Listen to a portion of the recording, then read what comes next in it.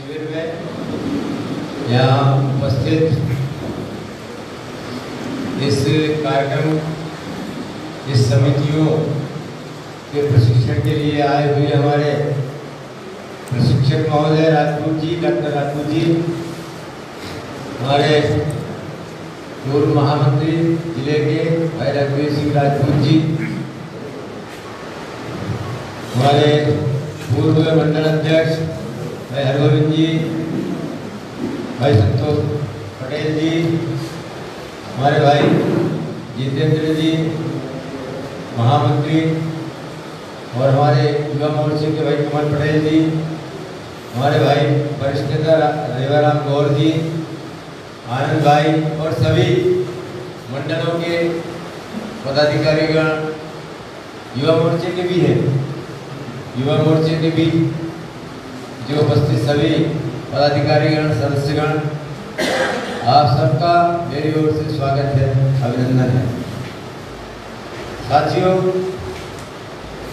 ये इस प्रकार का प्रशिक्षण का काम पूरे मध्य प्रदेश में एक साथ चल रहा है। हर मंडल स्तर पर हमारे प्रशिक्षित डॉक्टरों के द्वारा प्रशिक्षण का कार्य किया जा रहा है। इसकी आवश्यकता हमें क्यों पड़ी, ये कहने की आवश्यकता नहीं है। आप सब जानते हैं कि पिछली बार कोरोना में, कोरोना की पहली लहर में, कोरोना की दूसरी लहर में किस प्रकार से पूरे सिवनी मालवा क्षेत्र क्या, होशंगाबाद जिला क्या, पूरे मध्य प्रदेश या अन्य प्रांत क्या, पूरे देश स्तर पे क्या, पूरे विश्व में कोरोना महामारी का प्रकोप फैला हुआ था। और प्रथम लहर में किस प्रकार से लोग अपने अपने क्षेत्र में, अपने अपने कर्म क्षेत्र में लगे हुए थे। एक प्रांत के लोग दूसरे प्रांत में रोजगार की तलाश में जाते हैं, रोजगार के लिए जाते हैं, काम करते हैं। हर प्रांत के लोग दूसरे प्रांत में जाकर कई जगह काम करते हैं। लेकिन प्रथम जो कोरोना का प्रकोप हुआ था उसमें किस प्रकार से लोग परेशान थे। और ये हमारे प्रधानमंत्री जी की कहना चाहिए दूरगामी सोच का परिणाम है कि उन्होंने बहुत पहले ही लॉकडाउन लगा दिया और कोरोना को और भी भयंकर महामारी से बचा लिया। लॉकडाउन के कारण ही कोरोना भारत में पहली लहर में तेजी से नहीं फैला था।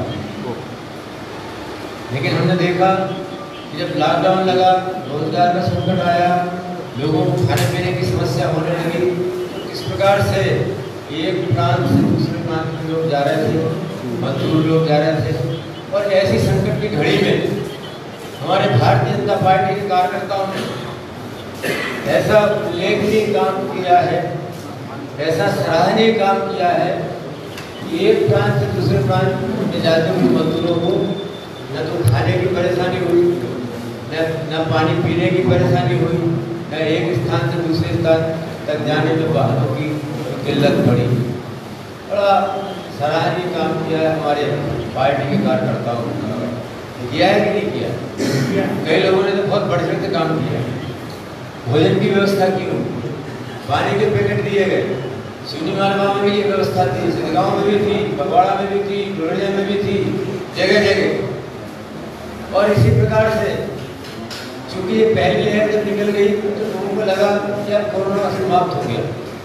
हमने थोड़ी निश्चिंतता दिखाई और अपन ये, यदि मैं ये कहूँ कि लापरवाह भी हो गए कि अब कोरोना तो चला गया, आने वाला नहीं है।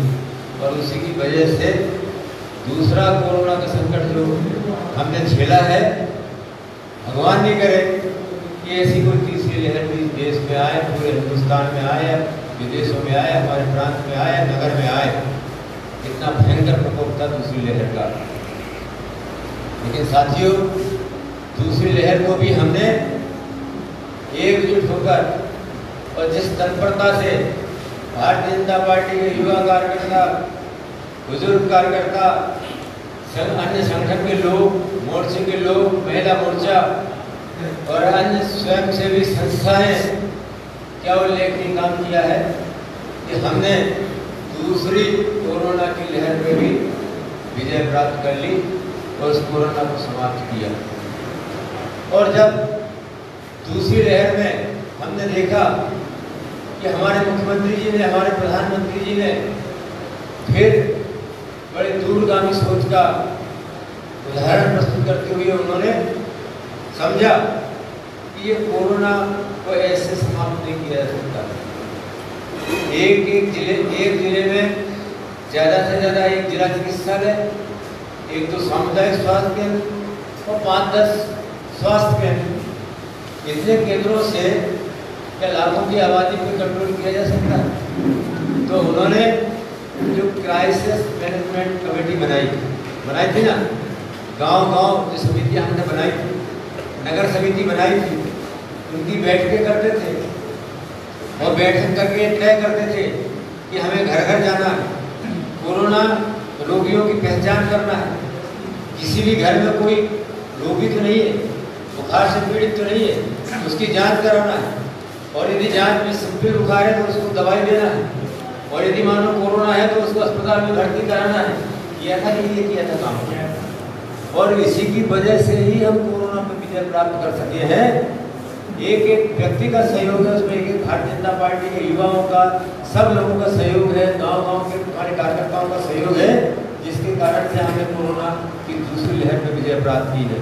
और इसी बात को देखते हुए हमारे मुख्यमंत्री और प्रधानमंत्री जी ने ये तय किया कि अब तीसरी लहर फिर से भारत में नहीं आए, फिर से मध्य प्रदेश में नहीं आए, और यदि मान लो आती है तो हमारी क्या तैयारी है, हम किस प्रकार से उसका सामना करेंगे, किस प्रकार से विजय प्राप्त करेंगे।